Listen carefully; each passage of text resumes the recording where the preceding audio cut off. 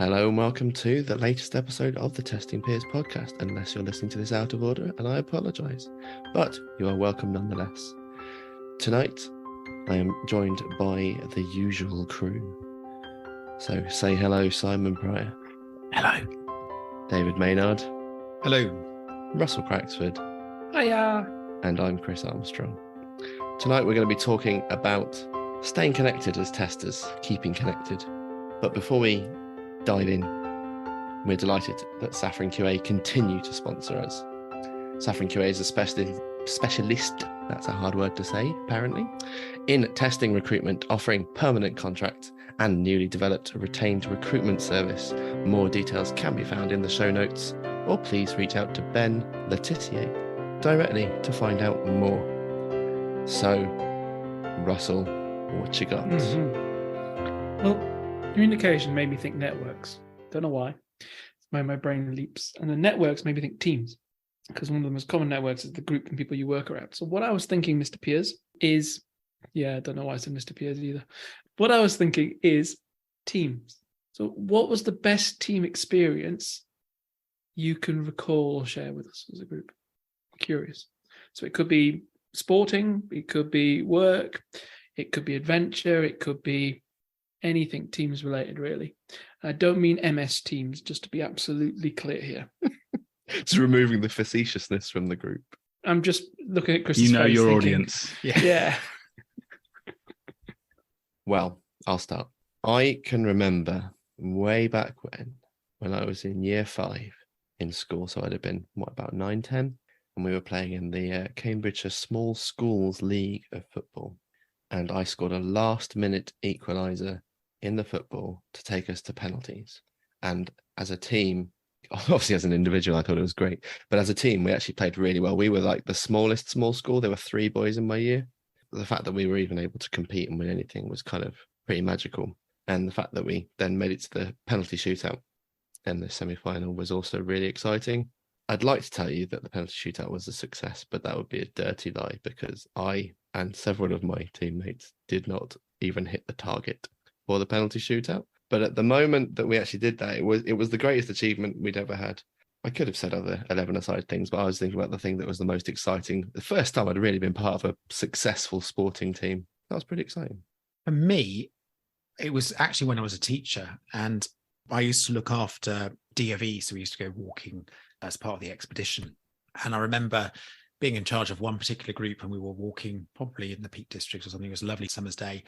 We were walking along the path, and this particular group or team discovered an adder basking in the sunshine, which is beautiful to see. They then decided to consider putting the adder in a Pringles tin in order to then carry it with them.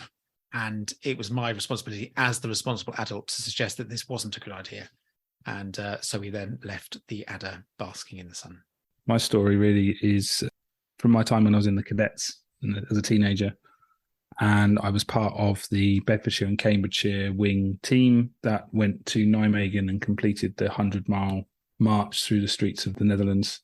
And the reason it was probably one of the biggest, most rewarding team achievements is the feeling of being in the team, marching through Holland with your British military flags and stuff around you, being recognised by all the locals cheering you on the side of the streets, and then that final stretch of marching the final 100 metres up to the finish line of the 100th mile, and all the royalty of the Netherlands and the Prime Minister and stuff all standing there sort of applauding as you. It was quite an achievement to be part of, and then to be presented with your sort of military medals and stuff as well. Yeah, so that was pretty special. They're all pretty good. Yeah, okay. Mine was a sporting one, I guess. Mine was basketball. So whilst I was at, I think, high school, I was part of a basketball team, which you can't tell on the podcast, I'm quite tall.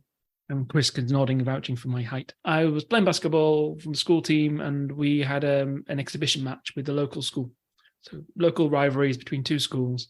We were playing at the Newcastle Arena, so big venue, big thing before a sort of professional basketball match. We were kind of the pre-match entertainment, for want of a better phrase. It was probably my first big basketball match ever I played in as well. Playing in that was probably the best, just because the build-up, the training, the fun to go with it, the camaraderie that was there, and the nail bitingness because it went down to the wire. It was in the last quarter. There's 2 points in the game, and then we won it by 1 sort of thing. It was kind of that nail biting kind of proper climactic sort of finish at the end where, who's going to win it, and then we were triumphant, and brilliant success, that kind of coming over this adversity, and we were really good. And after that team went on to kind of do really well in terms of, I think we got to the North of England finals and all sorts of different things because it built a great bond just trying to face off to our local rivals, if that makes sense. Yeah, that was great fun. Brilliant. So communication and connection, connection, yes, and testing. I think it's quite a big topic right now, obviously, with the state of what's been the staple of the testing community for the last however many years with Twitter. I know, David Russell, you're not the most active on Twitter, but you still have a presence there. We exist, yep. We do. And clearly changing as we talk at time of discussion. I think that the workforce has been halved. Services don't seem to be running as well as they were, but some of the community is still there. But it certainly has changed, and a lot of people are deciding to move elsewhere. And there is that sudden panic of, how do we keep that same vibe going? How do we have the same connections? How do we have the same discussions? Yeah. So yeah, that's kind of what we thought we'd discuss further, right? Yeah. I think with anything with technology is that you have to move with the times. We've all lived through COVID where we all suddenly had to, do remote, and Zoom was never a real thing, and we all adapted to it.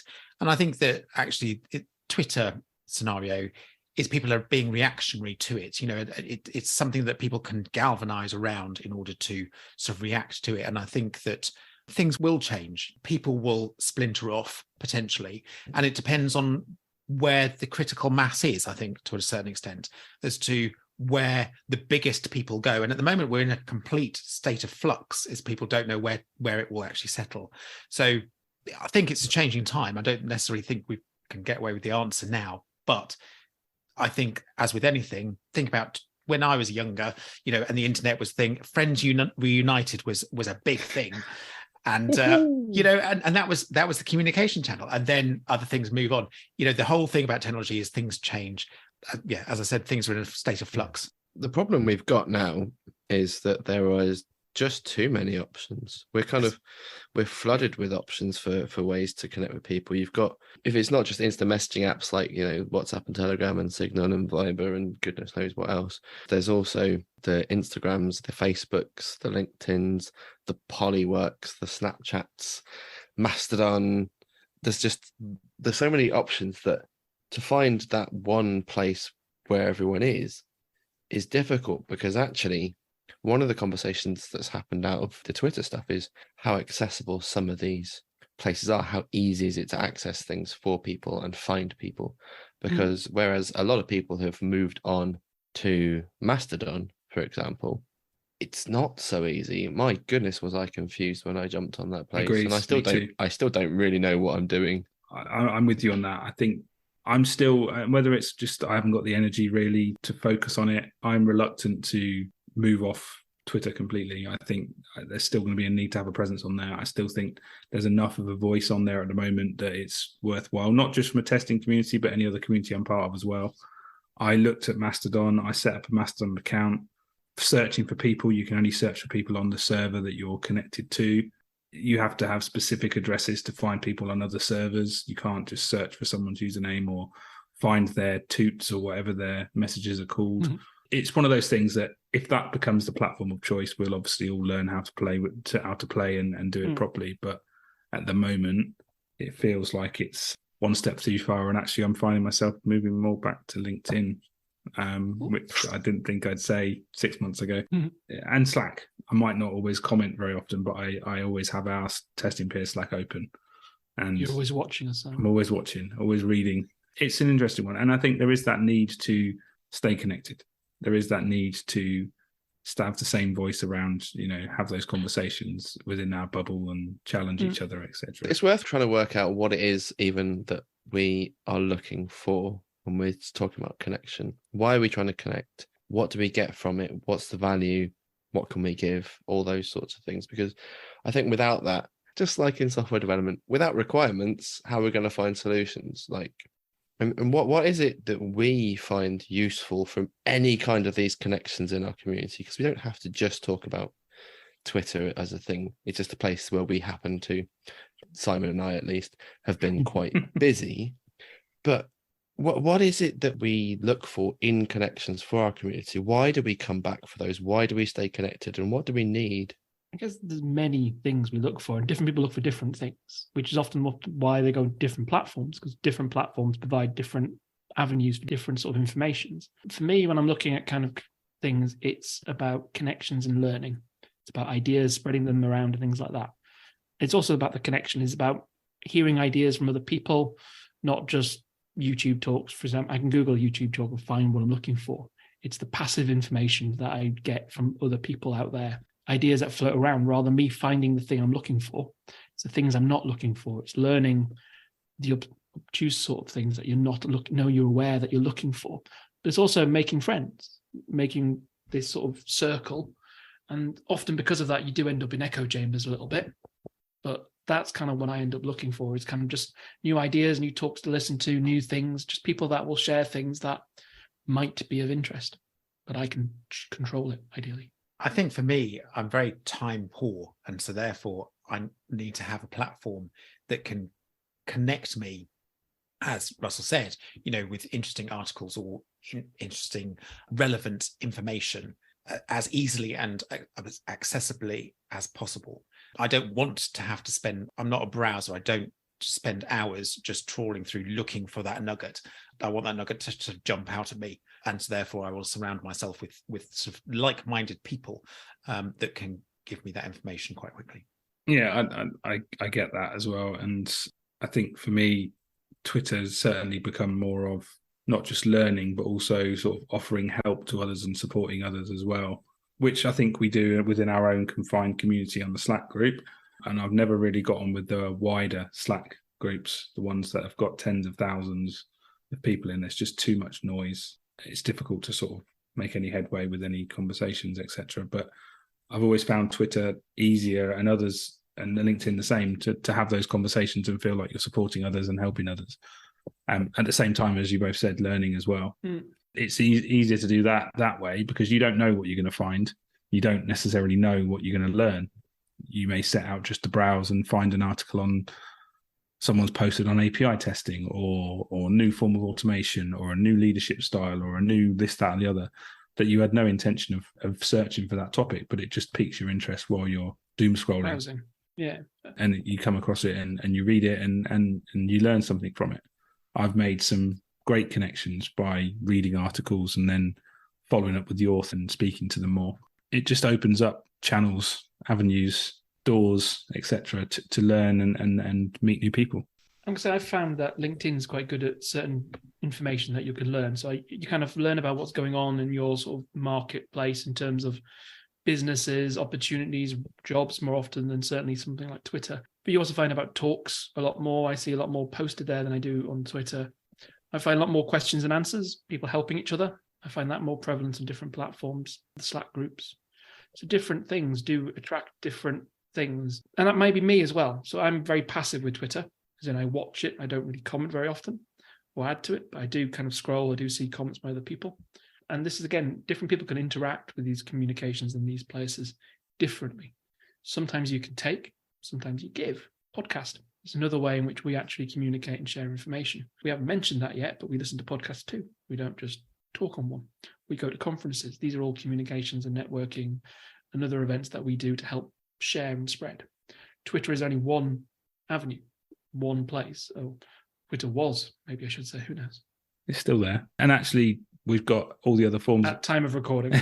We've got all those other social networks to thank for growing our audience for the podcast as well, because we do post and we've got relatively large numbers of followers on both the main platforms that we share stuff on now. And that has helped us grow our podcast. But you're right. There are other podcasts that you can find out about. You listen to podcasts, etc., etc. So there is lots of opportunities to learn more.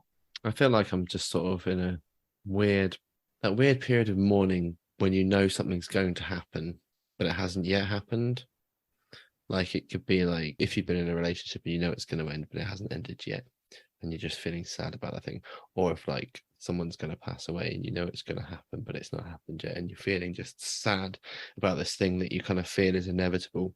And not because Twitter specifically has been something that is a magical platform in itself. Any social networks have got algorithms that put things in front of you that they think you will find interesting, and they can often be echo chambers and reinforce cognitive biases and be quite dangerous. But what I guess as with anything, you become comfortable and accustomed and sometimes complacent with how things are today, and you think, great, sorted, no problem. I'm there now. I've achieved this thing. I've achieved however many followers and likes and all those lovely things to help boost my shallow ego. Gamification. But it's not just that. Like for me, the community stuff is the thing that I mourn isn't the posts that I have. It isn't the likes. It isn't the followers.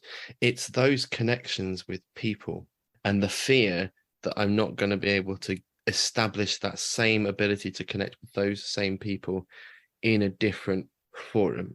Well, you've already explained that in using the other channel. The comfortableness of Twitter and the ease of finding people is not as easy in another platform. It's not, and then there's that. But I mean, I saw a post by our friend Vernon Richards today. Obviously, you're going to discover now, listener, that we don't release on the day that we record. So I'm sorry for breaking that fourth wall. Vernon's post said that I'm sitting here marveling at how I've used Twitter to make new friendships, deepen existing ones all over the face of God's green earth. And it's quite a beautiful thing.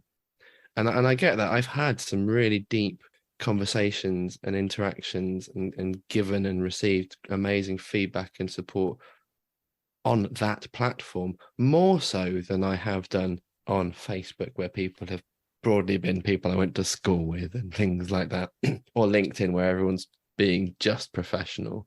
That's been my interpretation. But I feel like those connections and the feeling that the only way that can go is to disperse into several different places. And like you said, Simon, that fear of having to be in so many places that my brain can't connect with all these things, it is that mournfulness, even though I haven't lost anything. Yeah, you're right. And there is that. I mean, just before I carry on, just to call out Vernon for the incredible job he's doing with all his posts he's putting up every day at the moment, his mini blogs or what he's doing. Ship it 30 for 30 or something like that. Incredible reading. Every day there's something new to learn or nod my head to, because I agree vehemently with what he's saying. So yeah, really, really great work with that. But what I was going to say is, I think the thing that makes it harder, and you talked about it that morning, for me it feels like that realization, like at the end of a football season where there's going to be no football for 6 weeks and you realize, what am I going to do with my time? It's that kind of feeling I've got at the moment, because I still think that Twitter's probably going to be there in some form and people will still exist on there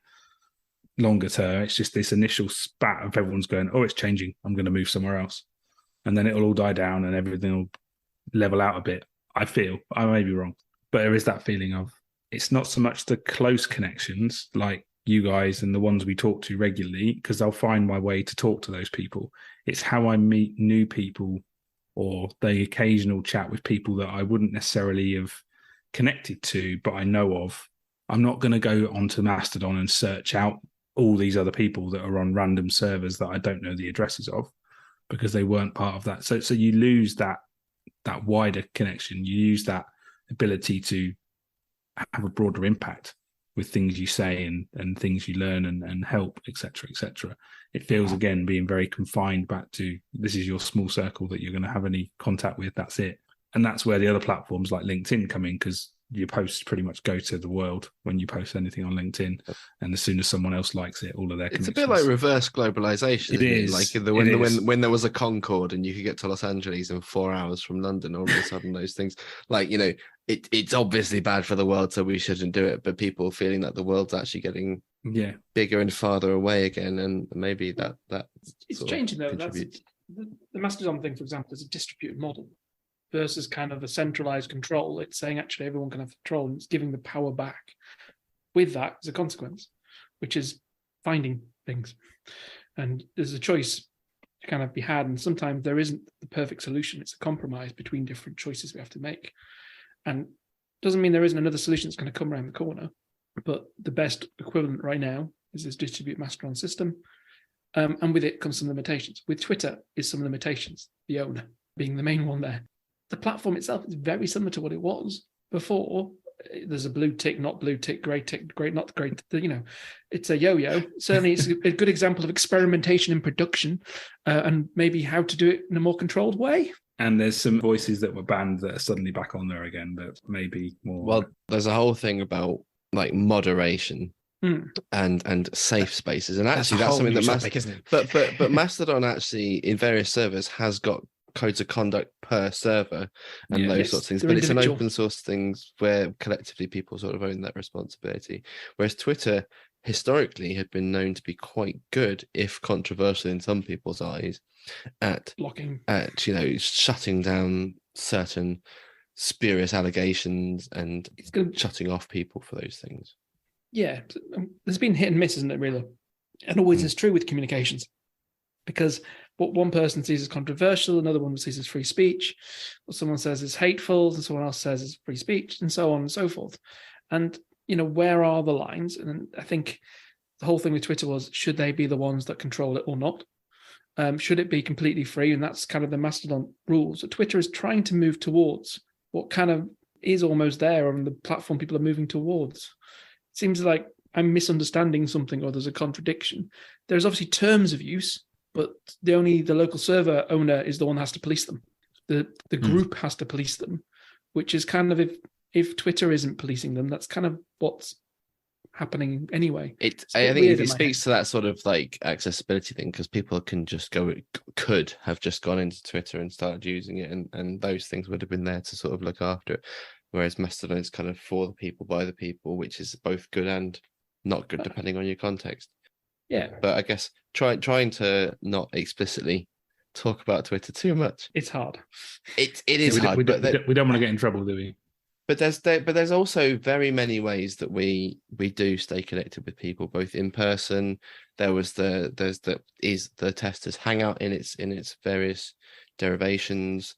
There's Slacks, there's Ministry of Testing's community and other communities. Like, where can you go to connect with people? We mentioned conferences, but where does that conversation continue? Where did that conversation start? For those possibly few listeners that this is their only point of contact with the testing community, where do they go to in order to connect with others? I can talk from an example of having recently joined a new community, not a testing community, talking outside of community, and that feeling of starting fresh and attending a conference that was not on a testing topic, it was a coaching conference, and suddenly meeting people there that wanted to talk more, wanted to connect.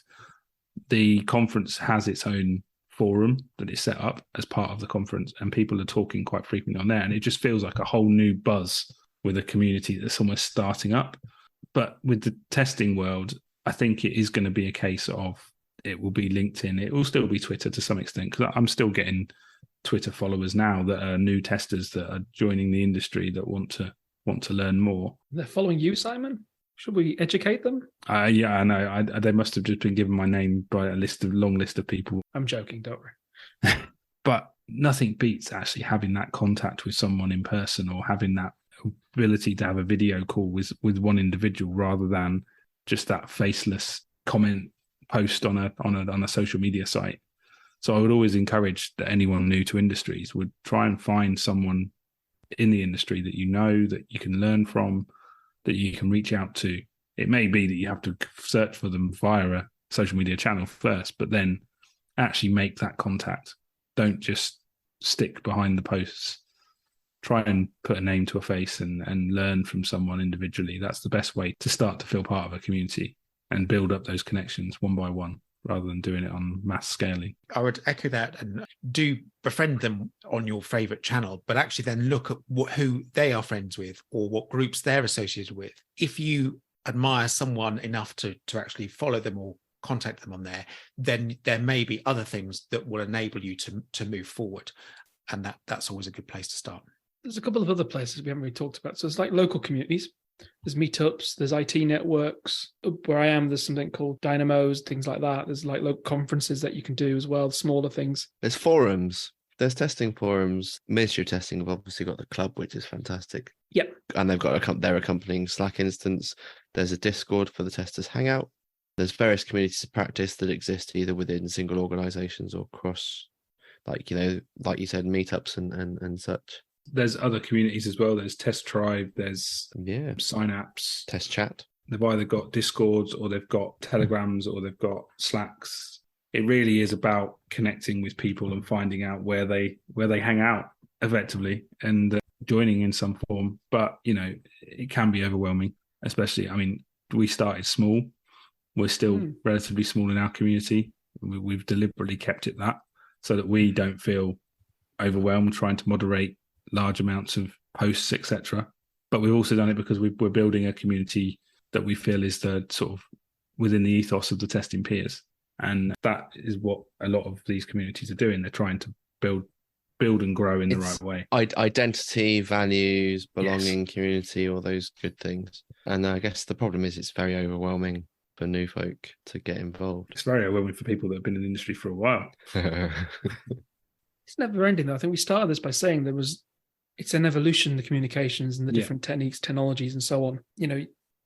You can sign up to Patreon and follow groups and get information and be part of a networking community from those sorts of things as well. There's so many different options out there. We don't do TikTok, for example, but there are lots of different things that even we don't engage with that different groups could.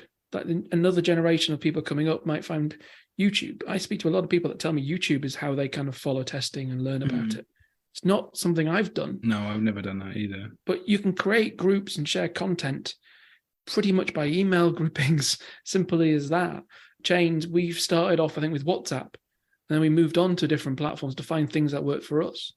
It's often in that evolution of the right sort of tool for the right job. We found that actually we enjoyed talking as a group. We could do these as videos, to be quite honest, but we did it as a podcast. That's what we preferred to be our communication channel. And a lot of this is about finding first the connection and then finding a way to do that communication with that connection, that network. And it will vary. And the right tool is not always the same thing.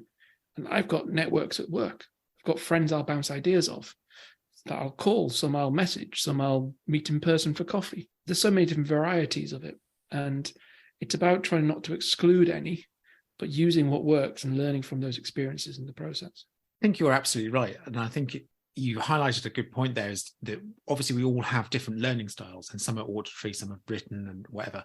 And it would be interesting to know if our communication channels, or looking at those communities, mirrors how we best learn, or is it due to circumstances where you might be on a bus and so therefore you can't necessarily easily watch videos or whatever? Is it based on circumstances rather than the way we best learn? Yeah, I think the other key point that Russell made there, so it's two good points, Russell. The work situation. So your first connections, your first community as such will be your team you're working with at work, depending on the situation you have. That may be a mix of testers, developers, everyone else. But I've certainly experienced that loss of connection when I've moved from one job to another. And I've built up that really good rapport with a team of people. And suddenly I've moved on, they've stayed there.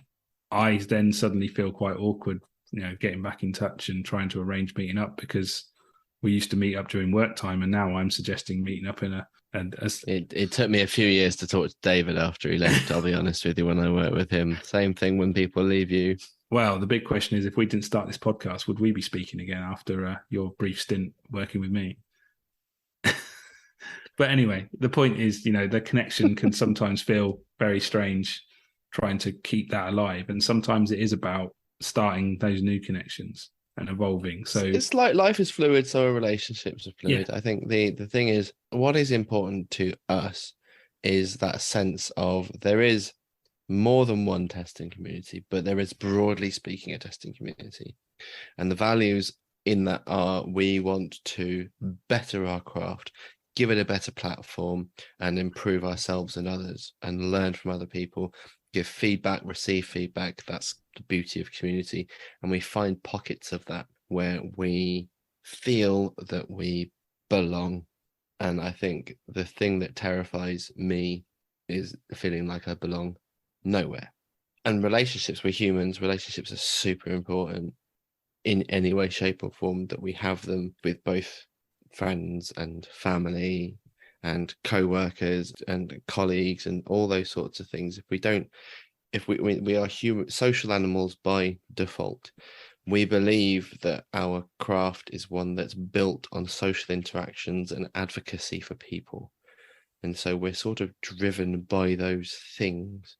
And change is scary, change is terrifying, but change happens and you can't actually do anything about it. And someone told me when change was happening to me that you can be really upset about something that's happening that you can do nothing about, or you can try and apply that to find solutions, find opportunities, and do those things.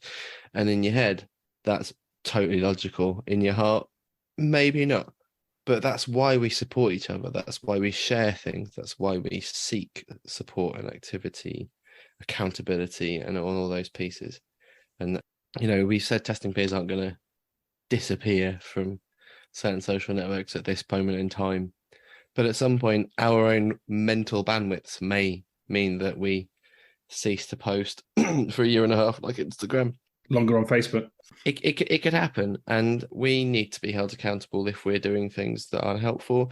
And we appreciate people reaching out, telling us stuff as well. Feedback. Maybe feedback is super important, and we've got to go where people are. We have to exist where those things are, because there's feedback and there's being relevant.